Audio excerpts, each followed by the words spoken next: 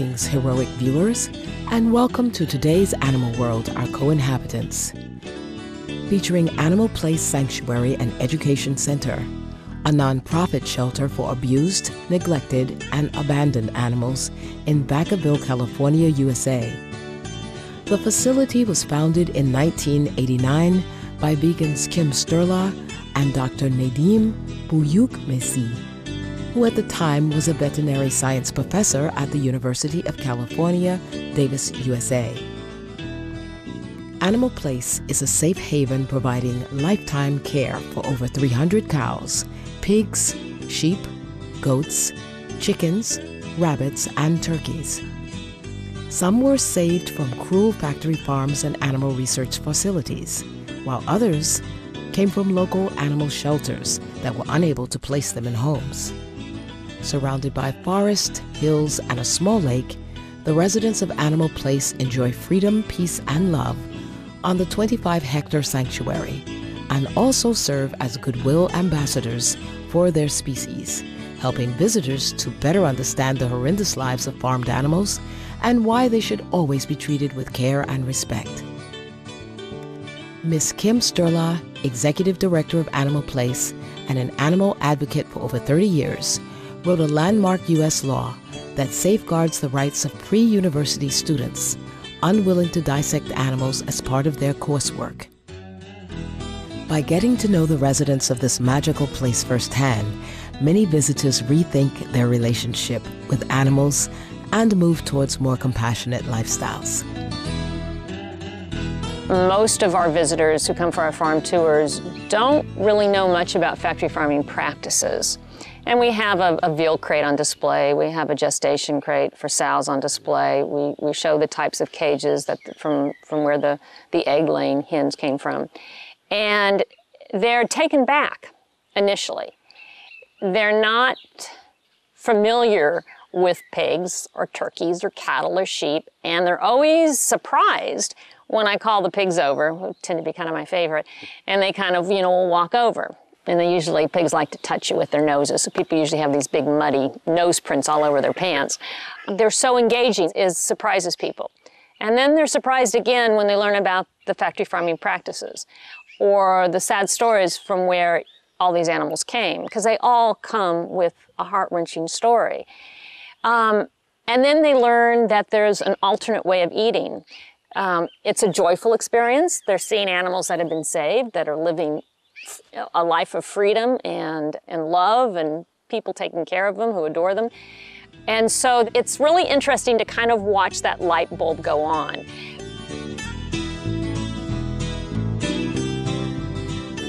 For many, making the connection between an animal they meet or become friends with at Animal Place and the food on their plate entirely changes their perspectives.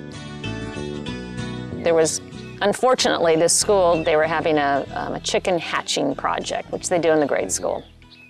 And this one little girl took the chickens home. But then what did she do with them? So the mother called us, and because the little girl initiated that kind of rescue, I wanted to accommodate her. She named them Thelma and Louise. And so they came out and we took the chickens, and then I gave them a little tour around the sanctuary, and the mother wrote me back the following week, and she said, well, we left the sanctuary and then we went grocery shopping, and we went right by the meat aisle because they're not vegetarians, and we thought, well, we can't eat Thelma and Louise. They had that relationship with the chickens and then came to the sanctuary and met the animals. They completely changed their eating habits. We plant a seed. And whether they make that switch to a vegan diet then or the following month or the following year, I don't know. I know we plant a lot of seeds. Animals bring us much warmth and love. They are here to help us grow and develop our inherent compassion towards all sentient beings. Now let's meet Animal Place resident Bruce. Come on, Bruce. Are you the best pig in the world? Come here. Come here.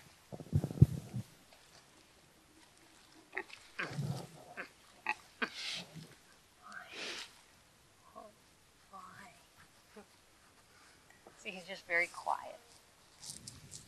Oh, I love this pig. Bruce likes best to have his own fun. He's a very stoic pig. He doesn't verbalize much. He doesn't vocalize, he doesn't do much with body language, but I love him more than anybody else in the world. When we return after some brief messages, Kim Sturla will share more of her personal experiences working with animals at Animal Place. Please stay tuned to Supreme Master Television.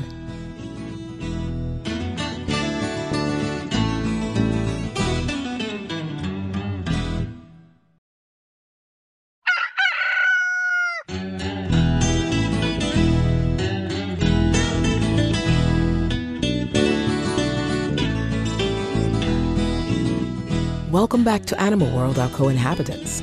Today we are profiling Animal Place Sanctuary and Education Center, a nonprofit organization that provides shelter and lifetime care to over 300 farmed animals that were previously abused or abandoned. The safe, tranquil home is located in Vacaville, California, USA. Miss Kim Sturla, vegan co-founder and executive director of Animal Place, has taken part in many of the heroic animal rescues her group has performed. One involved saving chickens after Hurricane Katrina that caused severe damage to parts of southeastern United States in 2005. We have been fortunate for 2 large rescues where the farmer has allowed us to come in and depopulate, which they call it, when they just pull these birds out of the cages. And they've let us go in and rescue as many as we can. And then when Katrina hit in Mississippi and Louisiana, I went out there with a representative from Farm Sanctuary, and we were able to save, I think, 1,700 birds that their barns had been destroyed, and we combed the country, found which barns they were, and then just scooped up as many injured, dying, loose birds as we could.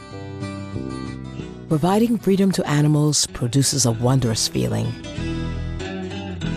I'll never forget one bird in particular. We'd done a large rescue, and all of a sudden, after a couple of days, she just jumped up and squawked real lightly and flapped her wings just madly, you know, because she could do that. And then she just sprinted across the pasture. And that's just a beautiful sight. It allows us the opportunity to just celebrate life.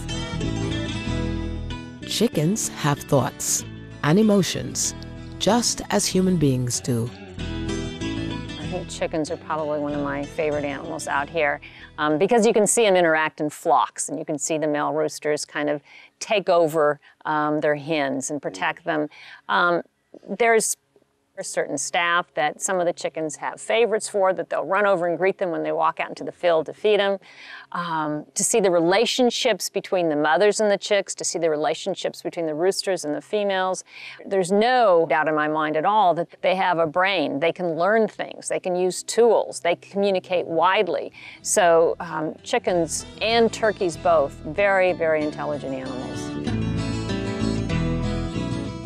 At Animal Place, one can readily observe that by nature, animals have deep affection for one another.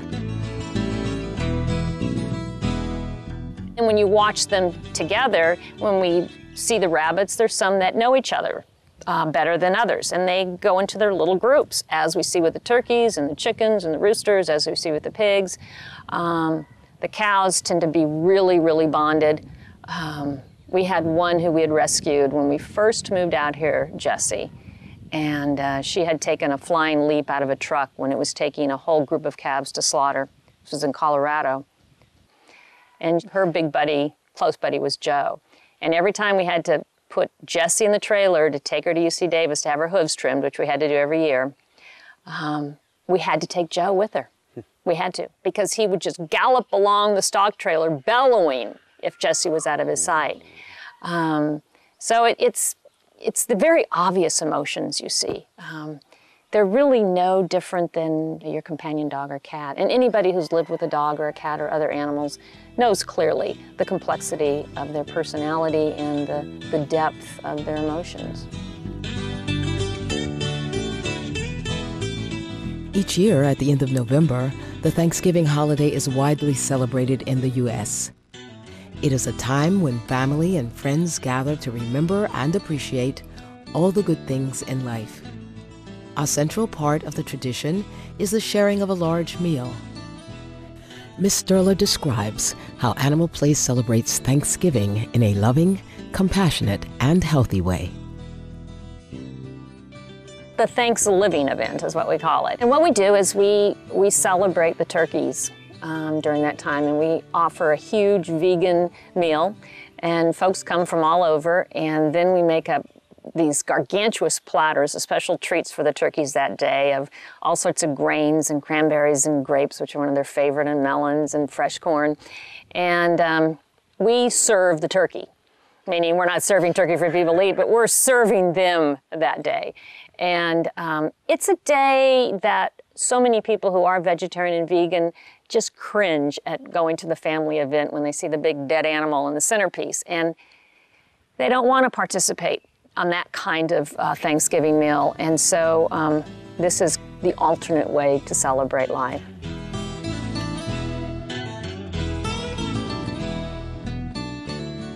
We salute Kim Sterler and the other staff members at Animal Place for providing a loving refuge to many splendid farm animals and for standing out as examples of kindness to the world. By touring Animal Place or being touched by one of its outreach activities, many people who may not have felt a connection to animals previously come to understand how animals are our brothers and sisters and adopt a noble vegan lifestyle. May Animal Place continue its caring mission for many years to come.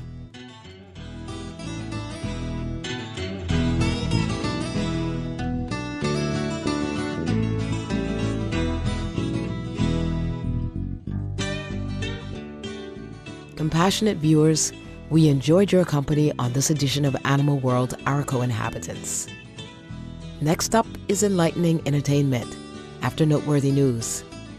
May you make a new animal friend today.